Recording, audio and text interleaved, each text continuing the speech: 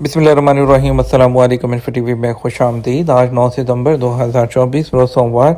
Saudi अरब की शाम तक की अहम तरीन खबरों के साथ मैं हूँ वसीम। सऊदी अरब की खबरें बर वक्त हासिल करने के लिए इन्फो टीवी को सब्सक्राइब कर लें। आज के न्यूज़ बुलेटिन को मुकम्मल देखिएगा। शुरू करते हैं पहली खबर के साथ। शहजादा फैसल बिन फरहान से इंडियन हम मनसब की मुलाकात। सऊदी वज़ीर ख़ारजा शहजादा फैसल बिन फरहान से इंडियन हम मनसब सुब्रमण्यम जे शंकर ने मुलाकात की। सऊदी प्रेस एजेंसी के मुताबिक मुलाकात जीसीसी ताउन कौंसिल के जनरल सेक्रेटरीट के सदर दफ्तर रियाज में हुई है। दोनों वज़ीर ख़ारजा ने सऊदी अरब और इंडिया के बाहमी ताल्लुकात और मुख्तलिफ शोबों में ताउन को फ़रोग़ देने पर तबादला ख्याल किया है। सऊदी और इंडियन वज़ीर ख़ारजा ने इलाकाई और बैनुल-अक़वामी मामलात के मुतालिक भी बातचीत की है। मुलाकात के दौरान सऊदी वज़ारत ख़ारजा के सेक्रेटरी बराए सियासी अमूर डॉक्टर सऊद अल साती और वज़ारत ख़ारजा के सेक्रेटरी बराए बैनुल-अक़वामी अमूर डॉक्टर अब्दुर्रहमान अल रसी भी मौजूद थे। हज 2025 की मनसूबाबंदी, खिदमात और सहूलतें बेहतर बनाने पर जोर। मक्का मुकरमा रीजन के नायब गवर्नर शहजादा सऊद बिन मुशार ने जद्दा में हज सीज़न 1446 हिजरी मुताबिक 2025 के लिए पहले प्लानिंग इजलास में शिरकत की।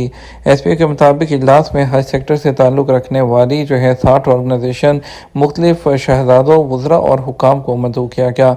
नायब गवर्नर मक्का ने 2025 के हज सीज़न के लिए टाइम लाइन का ऐलान करते हुए कहा कि यह नए म्यार पर पूरा उतरेगा, जिसमें नए कवायद व ज़वाबित, कारकुनों की बेहतर तरबियत और चैलेंजेस से निपटने के हल शामिल हैं। उन्होंने हाजियों की खिदमत करने वाली तंजीमों और आला म्यारी खिदमात की फराहमी में उनकी काविशों और सपोर्ट को सराहा। उन्होंने 2024 के हज सीज़न की कामयाबियों को मज़ीद आगे बढ़ाने और आइंदा साल हज की जल्द तैयारियों को यकीनी बनाने की ज़रूरत को उजागर किया। उन्होंने खिदमात और सहूलतों को बेहतर बनाने के लिए ताउन बढ़ाने की अहमियत पर भी जोर दिया। नायब गवर्नर मक्का का कहना है कि इजलास के नतीजे में वाज़ेह और आला म्यार के मनसूबे बनाए जाएंगे, जो कि हज के तजर्बे पर पॉजिटिव असरात मुरतब करेंगे। रियाद में मुतअद्दिद गैर मुल्की गदागर गिरफ्तार कर लिए गए।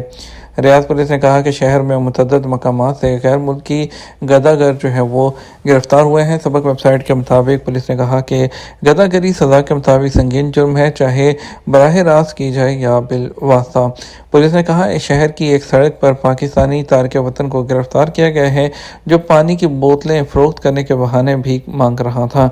इसी तरह ट्रैफिक सिग्नल पर उर्दन की एक खातून को गिरफ्तार किया गया, जो लोगों से हमदर्दी हासिल करने की कोशिश कर रही थी। पुलिस ने बताया है कि शहर के एक पब्लिक मुकाम पर एक और उर्दू खातून को गिरफ्तार किया गया, जो बराह रास्त लोगों से खैरात मांग रही थी।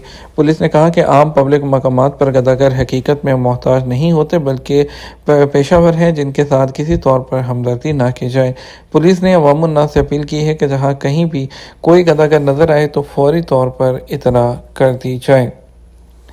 पहली सऊदी कंपनी जहां हफ्ते में 4 दिन काम, 3 छुट्टियां और पूरी तनख्वाह। सऊदी दारुल हुकूमत रियाद में एक प्राइवेट कंपनी ने मुलाजमीन के हफ्तावार काम के दिन 5 के बजाय 4 दिन कर दिए। यह सऊदी अरब में पहली कंपनी शुमार की जा रही है जिसने कारकुनों को 2 की बजाय 3 दिन की हफ्तावार छुट्टी पर अमल शुरू किया है। सऊदी टीवी अल अखबारिया के एक प्रोग्राम में बताया गया कि काम का हफ्तावार दौरानिया कम करने, जबकि तनख्वाह में किसी किस्म की कटौती न करने से जहां कारकुन खुश हैं, वहां काम के म्यार में भी इजाफा हुआ है। अल अखबारिया से बात करते हुए कंपनी के खातून रुकन ने बताया कि यह बहुत अच्छा फैसला है जिस पर अमल दरामद किया गया। इस फैसले से कारकुनों को सहूलत मिल गई है। अब हमें आराम का भी काफ़ी वक्त मिल जाता है, अपनी फैमिली और दोस्तों में भी वक्त गुजार सकते हैं, जबकि जिम भी जा सकते हैं। एक और कारकुन का कहना था, मैं जद्दा में रहता हूं जबकि कंपनी रियाद में है। इस फैसले से मुझे 3 दिन का वक्त मिल जाता है, वीकेंड पर अपने शहर आराम से जा सकता हूं। कंपनी के सेल्स डिपार्टमेंट से मुंसलिक जिम्मेदार का कहना था कि इस तरह कारकुनों में काम करने की सलाहियत, जबकि कंपनी की प्रोडक्शन में भी इजाफा हुआ है। एक हफ्ते में 1079 मोटरसाइकिलें जब्त कर ली गईं। सऊदी महकमा ट्रैफिक ने मुतअद्दिद खिलाफवर्जियों पर मुख्तलिफ शहरों से 1079 मोटरसाइकिलें जब्त की हैं। सबक वेबसाइट के मुताबिक 1 सितंबर से 7 सितंबर तक मुख्तलिफ शहरों से मोटरसाइकिलें जब्त हुई हैं।